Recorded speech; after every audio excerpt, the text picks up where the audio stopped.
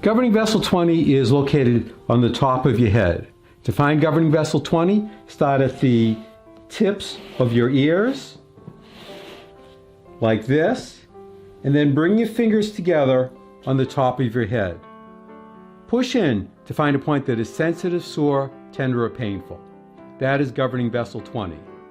It'll be right about here. Activate this point by rubbing the area quickly 5 times. Take a break for a count of 5 and repeat 4 more times. It might look like this.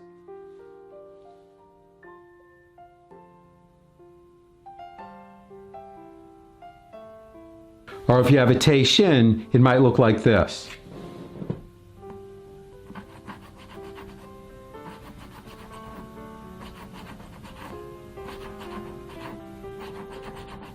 During or shortly after treating governing vessel 20, your whole body may feel warm and energized.